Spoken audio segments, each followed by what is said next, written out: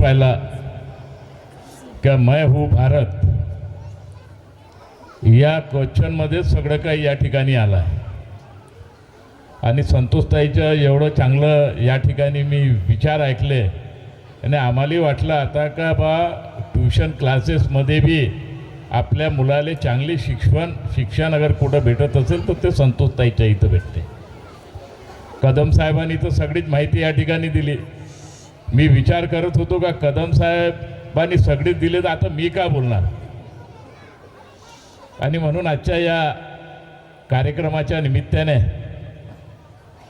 खरोखरच आपल्या या क्लासेसच्या माध्यमातून जे दरवर्षी या ठिकाणी गॅदरिंग होते आणि बहुतेक मी दरवर्षी यांच्या या कार्यक्रमामध्ये मी निश्चित स्वरूपात या ठिकाणी येतो. आज या ठिकाणी पालकवर्ग बी फार मोठ्या प्रमाणात उपस्थित आहे. आपले बालक भी या ठिकाणी आहे. जेव्हा कण कण में भारत मरेंगे तो भारत के लिए जिएंगे तो भारत के लिए हे आज भी मला आठवते साहेब का जेव्हा अटल बिहारी वाजपेयी देशाचे पंतप्रधान होते आणि हे म्हणता म्हणता एका होटाने ते निवडणूक लोकसभेमध्ये एका मताने त्यांची सरकारचा पराभव झाला. सिर्फ एका मताने. आणि त्यावेळेस त्यांनी हे उद्गार काढले होते. आणि त्याच्यानंतर मी आज हे उद्गार लढाईच्या माध्यमातून या ठिकाणी पाहिले आहे. मी या ठिकाणी जास्त काही बोलणार नाही, परंतु बालक वर्गाला माझी एकच विनंती आहे का हे आपल्यापेक्षा बी फास्ट आहे. यांची मेमरी आमच्यापेक्षा बी फास्ट आहे. आणि म्हणून शिक्षणाकडे जो लक्ष देईल तोच पुढे जाणार आहे आणि शिक्षणाकडे जो दुर्लक्ष करेल तो मागेच राहणार आहे. कारण तो काळ गेला. कदम साहेबांनी पाहिलं असेल त्या काळामध्ये ना मोबाईल होते, ना हिरो होंडा होती, ना गाड्या होत्या. जेव्हा आम्ही महानगरपालिकेचा जेव्हा शाळेमध्ये शिकत होतो आणि त्यावेळेस जेव्हा आई वडिलाला आम्ही सांगत होतो का आम्हाला एखादी सायकल घेऊन द्या तर पहिले तो आपले आई वडीलच आपल्याला चाटा मारे चाल पैदल तू शाळेमध्ये जा. आजचे मुलं आणि मुली असे आहे का मॅट्रिकमध्ये गेलं तर पहिले मुलीला सुट्टी लागते का नाही. मुलगा गेला तर पहिले त्याला हिरो हुंडा लागते. आणि म्हणून आई वडील आपल्या पोटाची रोजीरोटी काढून मुलाची आणि मुलीची सगळी व्यवस्था त्या ठिकाणी करतात. आणि म्हणून मुलांचे बी फर्ज आहे का आपण शिक्षणाच्या माध्यमातून क्लासेसच्या माध्यमातून आपली या ठिकाणी प्रगती निश्चित स्वरूपात होत आहे. आता तो काळ आपण पाहिला असेल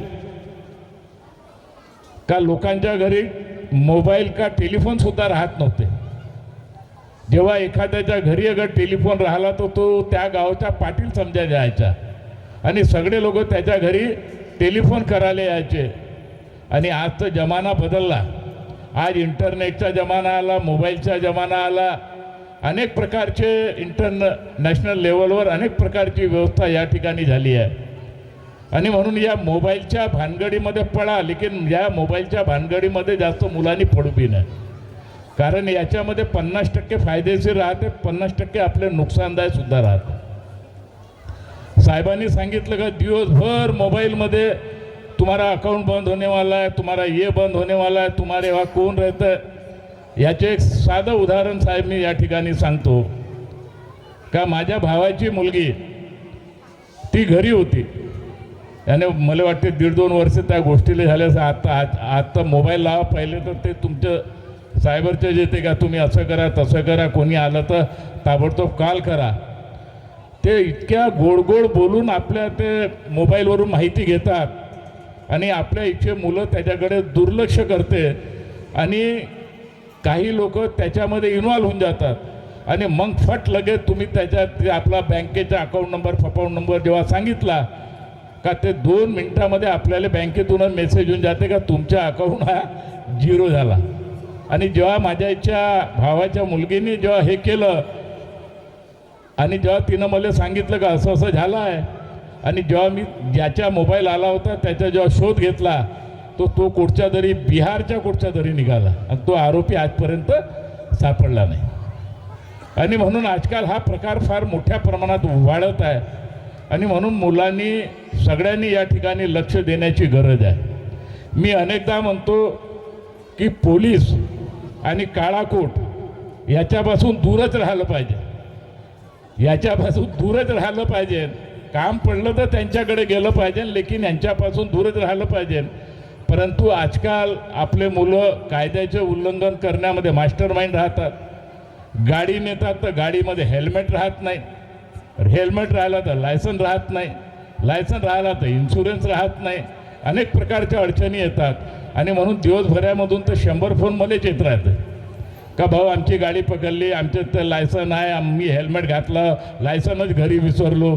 अशा प्रकारची अनेक प्रकारची अडचणी येतात आणि म्हणून माझी विनंती या ठिकाणी सगळ्याला आहे का आपण कानूनचं पालन करा, कायद्याचं पालन करा, तर तुम्हाला काहीच प्रॉब्लेम या ठिकाणी जाणार नाही. आणि म्हणून या सगळ्या गोष्टीकडे आपण लक्ष देण्याची गरज आहे, ही काळाची गरज आहे. आणि म्हणून आजच्या या कार्यक्रमाच्या निमित्ताने मी आपल्या सगळ्यांना शुभेच्छा देतो. या लड्डाताईच्या या ट्युशन क्लासेसच्या माध्यमातून खऱ्या अर्थाने आपण प्रगतीच्या पथावर जाऊ ही या ठिकाणी प्रभूचरणी प्रार्थना करतो. रामजीची प्राणप्रतिष्ठा 1 वर्ष होऊन गेलं आणि आज नेताजी सुभाषचंद्र बोस यांची आज जयंती बी आहे. या दोघाही ज्याला आपण नमन करून पुढील वाटचाली करता आपण जाऊन. धन्यवाद.